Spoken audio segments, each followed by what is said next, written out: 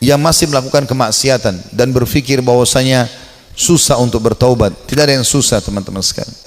Ini disebutkan oleh para ulama tentang kisah taubatnya orang-orang terdahulu. Kita akan kisahkan sekarang seorang tokoh tabi'in yang masyhur, Fudail bin Iyad rahimahullah. Orang ini sangat unik ceritanya, karena dulunya dia adalah perampok jalanan. Saking mahirnya dia mencuri dan merampok sampai dia tidak butuh tim, sendirian. Dikatakan dalam kisah ini, Fudail bin Iyad sendirian, tidak butuh orang-orang lain untuk membantunya. Dan setiap kali ada kafilah mau lewat di tempat Fudail, pasti mereka ketakutan, lebih takut daripada melewati tempat yang lain, karena Fudail bunuh, ambil hartanya, gak ada toleransi. Dan dia satu orang bisa mengalahkan sekian banyak orang dalam duel dan berperang. Sampai satu waktu ada satu kafilah, satu malam Fudail bin Iyad lagi nunggu-nunggu, ya, ada mangsa yang lewat, dia ingin mengambil dan merampok dari mereka. Di tengah jalan, subhanallah, atau pas lagi nunggu, ada kafilah yang lewat, bukan tengah jalan, ada kafilah yang lewat. Kemudian kafilah ini berbicara satu sama yang lain, dan Fudail mendengarkan. Jangan kita lewat jalan sini, karena ada Fudail bin Iyad, nanti dia akan mengganggu kita, ya, dan tidak bisa kita selamat dari dia. Bagaimana dengan keadaan keluarga dan harta kita? Dengan kalimat ini yang didengar oleh Fudail, Fudail mengatakan, begitu takutnya manusia padaku, gitu kan. Maka dia pun mengatakan, mulai hari ini ya Allah, aku berjanji aku tidak akan pernah mengganggu orang lain lagi. Dalam riwayat yang lain, Fudail lalu keluar, lalu menemui mereka, lalu mengatakan, akulah Fudail bin Iyad yang kalian sebutkan tadi, dan karena perkataan kalian tadi, aku merasa aku telah menakut-nakuti manusia. Maka dengan itu aku akan berhenti dan tobat, dan kalian akan jadi saksi. Lalu Fudail menghormati mereka menjadi tamu pada malam itu. Mulailah Fudail menyembelikan buat mereka hewan. Dia berburu sendiri malam itu, dia sembelikan, dia biarkan mereka membuat kemah di sekitarnya. Setelah dia membakar makanan, dia menyiapkan makanan buat mereka. Rupanya ada satu orang dari kafilah itu, orang saleh, membaca firman Allah subhanahu wa ta'ala yang berbunyi, ini disebutkan dalam surah Al-Hadid, ya, ayat 16, yang Allah subhanahu wa ta'ala berfirman, a'udzubillahi minasyaitonirrajim, alam ya'ni lilladzina amanu an takhsha qulubuhum li dzikrillah wa ma nazala minal haqq. Belumkah tiba saatnya bagi orang-orang beriman untuk tunduk hati mereka, dan mereka tunduk hati mereka kepada zikrullah dan apa yang turun dari kebenaran dalam Al-Quran. Fudail bin Iyad orang Arab, dia faham betul makna ayat ini. Artinya, sampai kapan kamu mau lalai, kata Allah SWT.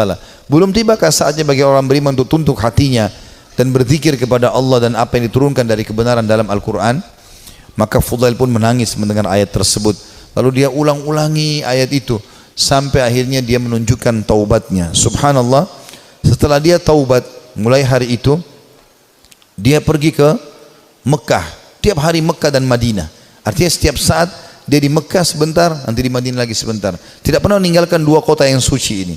Dan kata para ulama, orang-orang yang pada saat itu sudah menjadi ulama, ya, kemudian menjadi sahabat dekatnya Fudail. Di antaranya Abdullah bin Mubarak, Sufyan al-Thawri. Ini semua orang-orang yang luar biasa ibadahnya, terkenal sekali kesolehannya. Itu mereka mengatakan, kami tidak pernah menemukan orang setakut kepada Allah seperti Fudail bin Iyad. Dia luar biasa, kalau datang dekat Ka'bah nangis kepada Allah subhanahu wa ta'ala. Kalau nangis bisa sampai pingsan, karena ketakutannya kepada Allah subhanahu wa ta'ala. Dan dia betul-betul tulus, sampai akhirnya Allah letakkan hikmah, kalimat hikmah dari lisan dia. Banyak kalimat-kalimat mutiara yang disebutkan oleh Fudail bin Iyad rahimahullah, dan itu dinukil oleh para ulama. Seperti misalnya dia mengatakan, sambil dia berdoa kepada Allah, tapi ini orang dengar diam-diam, dia sebutkan diam-diam di hadapan depan Ka'bah. Dia mengatakan, idza azharta aibana fatadhhar walan nastati'a satrah. Ya Allah, seandainya engkau membuka aib-aib kami, maka pasti akan kelihatan dan kami tidak akan mungkin bisa menutupinya. Wa nufdah, dan kami pasti akan dipermalukan. Wa idza azharta a'malana fanuhlik bi'adzabik. Dan kalau seandainya engkau memperlihatkan amal-amal kami, akhirnya orang jadi puji-puji kami, maka kami akan binasa dan kami akan kena hukumanmu. Kemudian dia juga menyebutkan dalam statementnya yang masyhur setelah dia taubat, kamu berhias untuk manusia, hai Fudail, berdandan untuk mereka, dan terus saja riya, pamer ibadah-ibadah sehingga mereka menilaimu saleh, mereka menunaikan kebutuhanmu, kemudian melapangkan tempat duduk untukmu dan bermuamalah denganmu karena mereka salah duga. Kamu buruk bila demikian adanya. Artinya orang-orang akan menilai kau seakan-akan kau itu orang soleh, padahal sebenarnya tidak, ya. Dia terus menasihati dirinya agar jangan sampai dia lalai. Ibnu Mubarak berkata, Abdullah bin Mubarak setelah melihat ibadahnya Fudail bin Iyad yang tadinya penjahat besar, perampok jalanan, suka membunuh dan merampas harta orang, sesungguhnya Fudail merupakan bukti kebenaran kekuasaan Allah Azza wa Jal yang dimuncul dengan Allah atau Allah memunculkan hikmah melalui lisannya.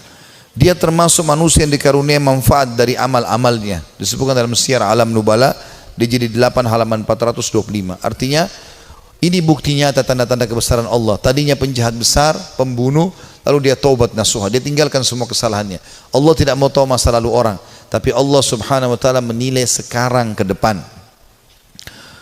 Fudail berkata kepada seseorang yang bertanya, bagaimana caranya supaya bisa menjadi takut kepada Allah sebagaimana anda ini takut? Ya, anda bisa taubat seperti ini, luar biasa. Kata dia, kosongkan hatimu untuk sedih dan takut sampai keduanya dapat bersarang. Apabila keduanya bersarang di hatimu, maka keduanya akan membentengimu dari melakukan maksiat dan menjauhkan dirimu dari api neraka. Disebutkan juga dalam Syiar Alam Nubala jilid 8 halaman 438. Artinya dia mengatakan, yang membuat saya seperti ini, saya sengaja menanamkan rasa takut saya kepada Allah. Saya mempelajari tentang kemahabesarannya Allah Subhanahu wa taala sebagai pencipta, beratnya siksaannya kalau melanggar terus menerus, ya. Kemudian saya biarkan tersarang dalam hati saya, maka akhirnya itu membentengi saya dari kemaksiatan. Dia juga berkata, sedih karena Allah di dunia menghilangkan keresahan di akhirat, dan terlalu gembira di dunia menghilangkan manisnya ibadah. Nah, artinya dia mengatakan sedih karena Allah di dunia, maksudnya merasa rindu dengan surga, takut dengan dosa, menghilangkan keresahan di akhirat. Tidak akan mungkin bersatu antara dua kesedihan, gitu kan. Dan terlalu gembira dengan dunia, tidak pernah ada cobaannya misalnya, tapi walaupun tidak mungkin ya, pasti manusia akan diuji oleh Allah SWT supaya dia tidak terlalu bergantung pada dunia ini. Dan terlalu gembira dengan dunia berlebih-lebihan sampai terbahak-bahak, sampai luar biasa merasa hidupnya harus selalu kegembiraan, padahal itu juga tidak mungkin terjadi, maka akan membuat ya, atau menghilangkan manisnya ibadah. Dia juga menasihati dirinya setelah dia taubat, mengatakan, wahai jiwa, kasihan kamu ini, kau selalu berbuat buruk, namun kau mengira dan merasa dirimu baik. Kamu tidak tahu, tetapi merasa selevel dengan ulama. Kamu kikir, tapi kamu merasa dirimu dermawan.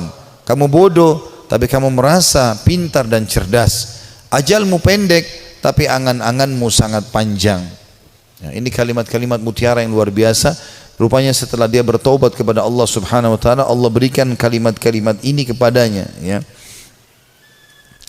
Dia mengatakan, saya ulangi, wahai jiwa, kasihan kamu, kau berbuat buruk namun kau mengira dirimu berbuat baik. Artinya amal-amal yang kau kerjakan ini masih kurang, tapi kenapa kau selalu merasa bangga? Ini dia nasihati dirinya sendiri. Karena ada orang kadang-kadang begitu, dikuasai oleh syaitan, dia merasa bangga. Saya sudah haji sekian kali, saya sudah pernah bersedekah ini dan itu, saya pernah bangun masjid satu masjid itu terus yang dibahas, apa saja semuanya dibanggakan. Maka dia menasihati dirinya supaya dia terus termotivasi mau ibadah. Dia mengatakan, wahai jiwa, kasihan kamu, kau sebenarnya berbuat buruk masih sedikit, tapi kau pikir dirimu sudah berbuat banyak. Kau tidak tahu, ya, tapi kau menganggap dirimu selevel dengan ulama. Ini juga banyak jadi penyakit di dalam tengah-tengah penuntut ilmu. Baru belajar setahun 2 tahun sudah merasa dirinya luar biasa. Akhirnya sudah mulai membicara tentang ulama ini, tentang ulama itu. Habis waktunya untuk itu. Maka semestinya seseorang menyadari kalau dia baru belajar, ya sudah dia belajar. Sebagaimana dikatakan oleh Fudail di sini rahimahullah. Beliau mengatakan, kau tidak tahu tapi kau merasa dirimu selevel dengan ulama. Yang ketiga dia bilang bahwa dirinya, kamu kikir tapi kau merasa dirimu dermawan. Ya, artinya berapa banyak sih yang kau sudah sedekahin sehingga kau selalu banggakan, hai Fudail, padahal sebenarnya kau bakhil.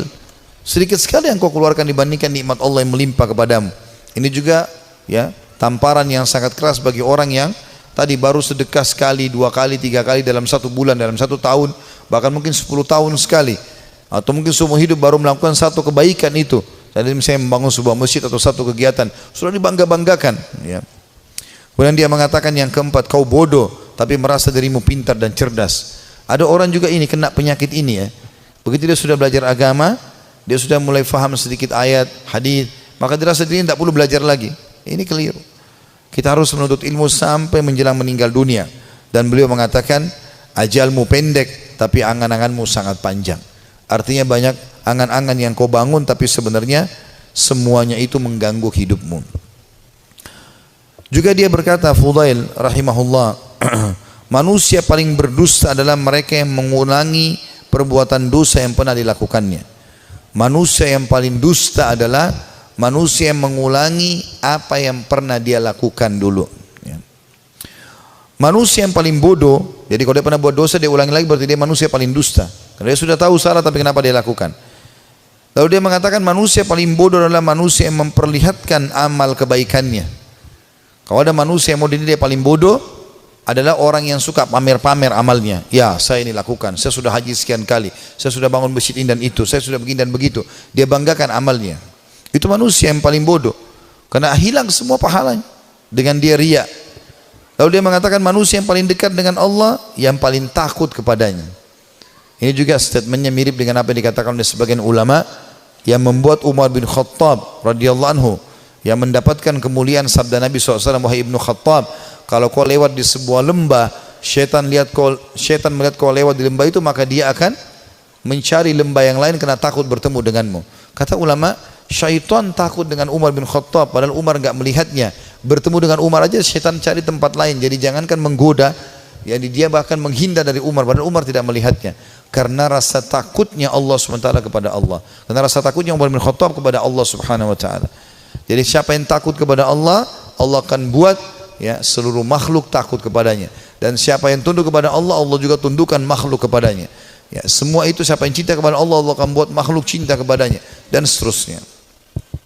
Juga kata beliau, manusia tidak akan sempurna sehingga agamanya mampu mengalahkan nafsunya, dan manusia tidak akan binasa sehingga nafsunya mengalahkan agamanya. Ini statement yang mulia. Beliau mengatakan, kalimat ini penting untuk digarisbawahi teman-teman sekalian. Manusia tidak akan sempurna sehingga agamanya mampu mengalahkan nafsunya. Artinya ilmu yang dia pelajari itu menjadi patokan dan pegangan hidupnya, sehingga nafsunya diawasi oleh ilmunya. Karena ilmu agama itu mengawasi kita. Ilmu agama mengawasi kita. Kalau kita belajar agama, ilmu kita sudah halal haramnya Allah seperti bodyguard. Kita mau makan, mau minum, mau mencari pendapatan, mau bergaul, agama akan mengatakan itu boleh atau tidak boleh. Maka orang yang sempurna adalah orang yang justru ilmu agamanya itu bisa mengontrol hawa nafsunya. Dan sebaliknya, orang yang binasa adalah orang yang nafsunya mengalahkan agamanya. Jadi dia pun tahu agama tapi tetap saja dikalahkan oleh agamanya sendiri. Dan ini semua adalah hal mendasar yang perlu digarisbawahi dari nasihat yang mulia. Ini kita bisa, ini sebagian kecil ya, banyak sekali statementnya, hampir semua buku tentang tazkiyatun nafs, ya, pensucian jiwa, tentang zuhud, ya, menginginkan akhirat, gitu kan, daripada dunia, masalah keimanan, ya, masalah penyesalan, itu selalu ada statementnya Fudail bin Iyad. Padahal tadinya dia ini seorang penjahat besar, tapi bagaimana Allah Subhanahu Wa Taala memberikan kepada dia karunia dengan taubatnya yang luar biasa nasuha. Allah memberikan kata-kata mutiara dari lisannya. Dia juga mengatakan, Az-Zahabi berkata, ditanya kepada Fudail, apa itu zuhud? Apa itu zuhud? Mendahulukan akhirat dari dunia. Dia mengatakan banyak qanaah. Qanaah artinya merasa puas ya dengan apa yang telah Allah berikan. Itu namanya zuhud, kata beliau. Jadi kalau kau mau dikatakan zuhud, kau berharap akhirat dan dunia kau jalani juga, tapi akhirat kau dahulukan, adalah banyak merasa syukur kepada Allah. Lalu ditanya kepadanya tentang wara. Wara itu menjaga kesucian hubungan sama Allah. Ia menjawab, menjauh dari yang diharamkan syariat. Apapun yang Allah larang, tinggalkan. Bukan cuma yang haram, yang makruh pun ditinggalkan. Makan, minum, berdiri aja tidak dilakukan, apalagi kalau sampai makan yang haram. Dan kita kalau tinggalkan sesuatu yang makruh, Berarti yang haram akan lebih mudah kita tinggalkan. Orang kalau tinggalkan yang makruh, yang haram akan dia tinggalkan. Orang kalau kerjakan amal yang sunnah, amal wajib pasti akan dia kerjakan. Lalu ditanya juga kepada dia, apa ibadah itu? Ia menjawab, melaksanakan apa yang diwajibkan sebaik mungkin. Melaksanakan yang diwajibkan sebaik mungkin. Dan sekian banyak statement Fudail bin Iyad rahimahullah yang kita bisa ambil pelajaran darinya. Artinya tidak ada kata terlambat dalam bertaubat, dan kalau orang taubatnya nasuha, Allah subhanahu wa ta'ala akan karuniakan untuk dia kelebihan-kelebihan yang banyak. Saya akan tutup dengan dua kisah di sini teman-teman sekalian. Salah satunya nanti yang terakhir adalah kisah yang cukup panjang, kisah Ka'ab bin Malik radhiyallahu anhu, sahabat Nabi yang mulia yang bertaubat karena dia tidak sempat ikut dalam perang Tabuk bersama Nabi alaihi salatu wassalam. Namun sebelumnya saya akan sebutkan dulu kisah tentang sosok orang yang sangat saleh dari kalangan tabi'in. Dia hidup di zaman Nabi SAW tapi tidak sempat bertemu dengan Nabi dalam pendapat sebagian orang, yaitu Ubaid bin Umair bin Qatada al-Laythi al-Jundu'i al-Makki, ya. Orang ini sangat saleh, luar biasa. Sampai di Mekah itu kalau ada orang yang menganggap dirinya ya, lemah imannya, pasti datang kepada dia, ya, kepada Ubaid ini rahimahullah. Orang ini sangat luar biasa keimanannya. Ada sebuah kisah dinukil oleh Ibnu Qudamah. Kisah Ibnu Qudamah dinukil tadi, kisah Sa'labah. Ini dinukil dalam sebuah kisah di sebuah buku, ya. Kisah ini kisah sahih. Ada seorang wanita di Mekah sangat terkenal dengan kecantikannya. Dan wanita ini terkenal tinggi, putih, cantik, fitnah luar biasa. Tapi dia tutup wajahnya, dia pakai cadar.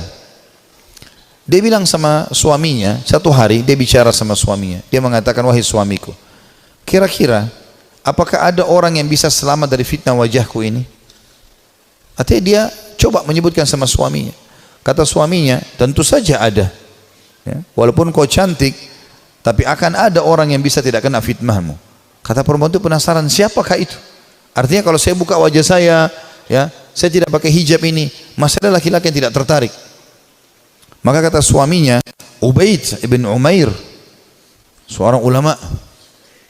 Maka tiba-tiba istrinya karena merasa tertantang datang kepada suaminya lalu berkata, wahai suamiku, Andes, apakah kau mengizinkan aku untuk coba menggoda Ubaid hanya untuk mengetes imannya, sekaligus juga mengetes apakah betul memang dia tidak kena dengan fitnah wajahku dan kecantikanku ini? Suaminya mengatakan, karena penasaran juga mengatakan, baik, saya izinkan. Maka wanita ini pergi ke Masjid Haram. Ini Ubaid ini punya majelis ta'lim, ya, di Masjid Haram, ulama besar.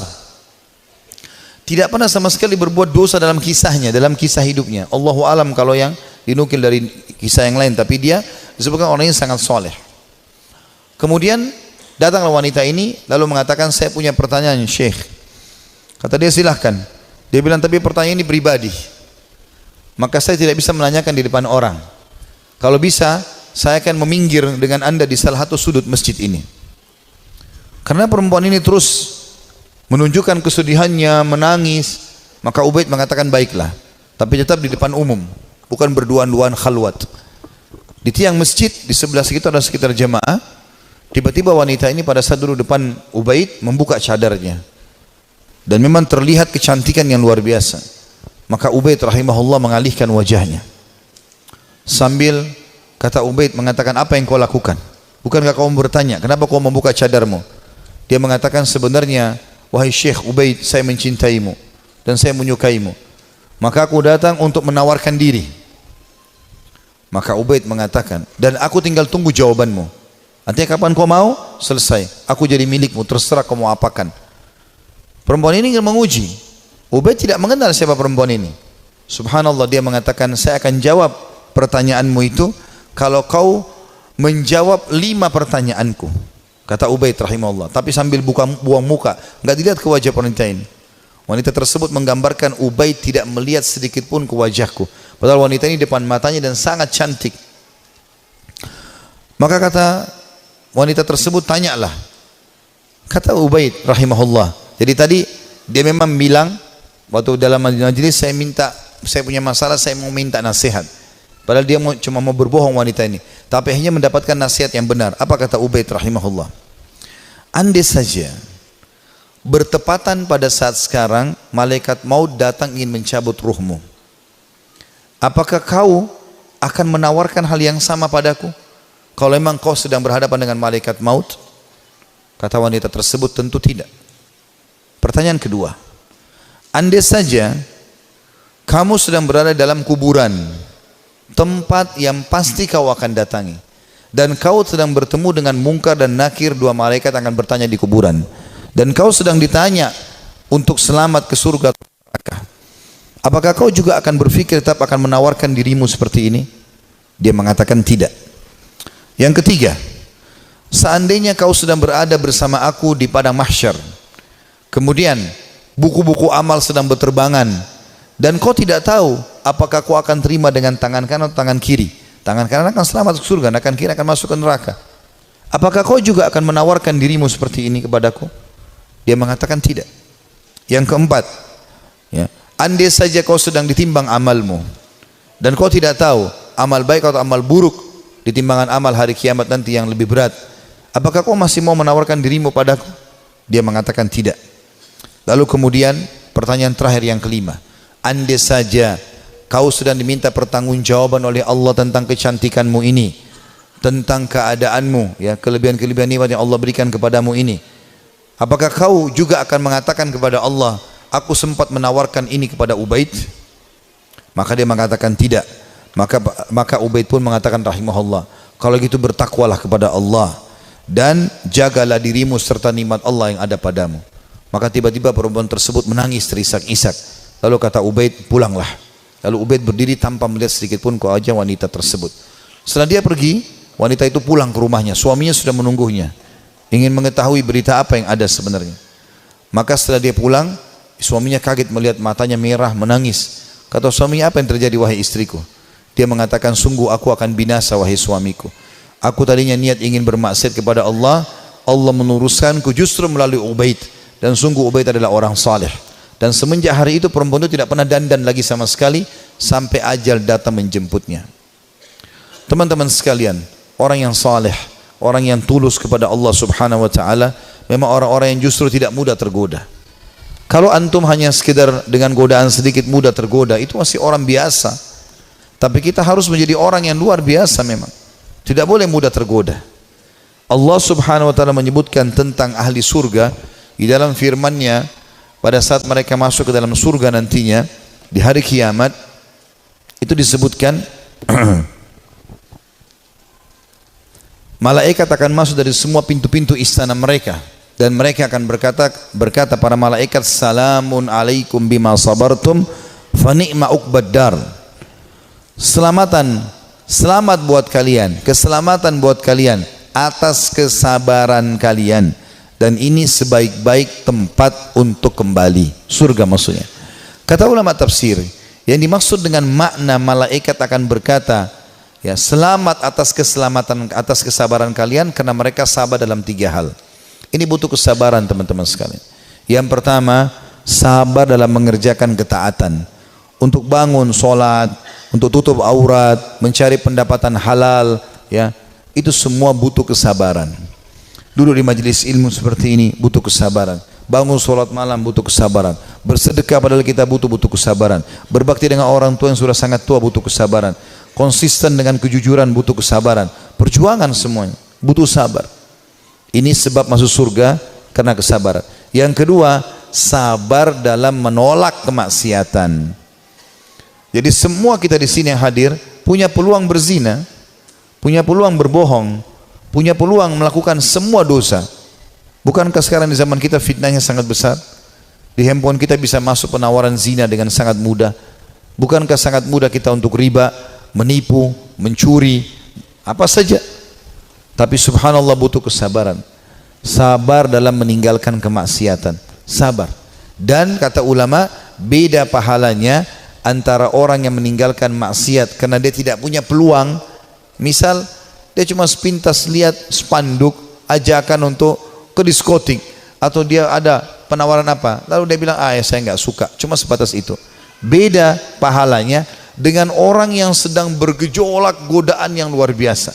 Jadi misalnya memang lagi ada lawan jenis yang mengganggu dia, kemudian dia bergejolak juga ingin mengikuti hawa nafsunya, itu beda pahalanya.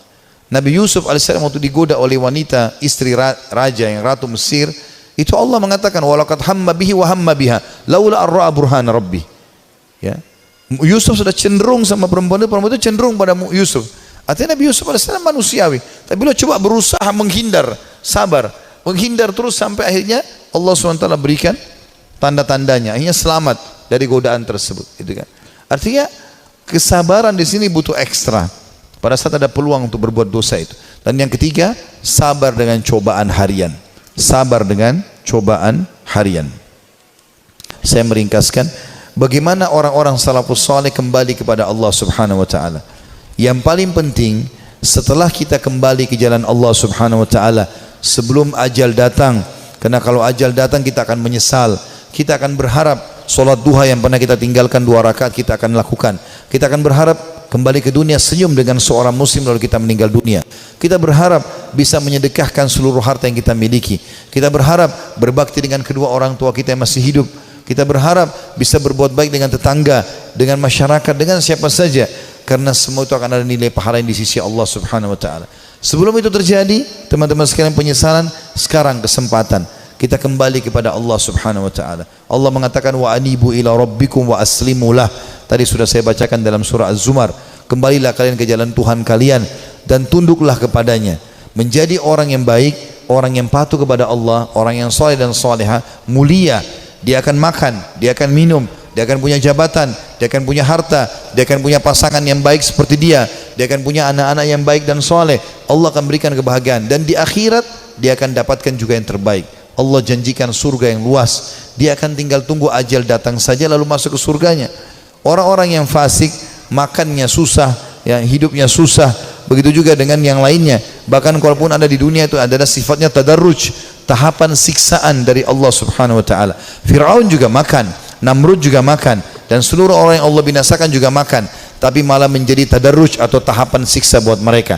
Mereka makin lalai, akhirnya mereka meninggal dalam keadaan kufur, dan penyesalan abadi selamanya bagi Fir'aun sampai tidak ada waktunya, dan kegembiraan bagi Musa alaihissalam sampai tidak ada waktunya. Ini semua akan kekal. Allahu a'lam. Dan ini yang kita sampaikan teman-teman sekalian, mudah-mudahan bisa diambil manfaatnya. Kalau ada benar dari Allah, kalau ada salah dari saya mohon dimaafkan. Subhanakallahumma bihamdika asyhadu an la ilaha illa anta astaghfiruka wa atubu ilaik. Wassalamualaikum warahmatullahi wabarakatuh.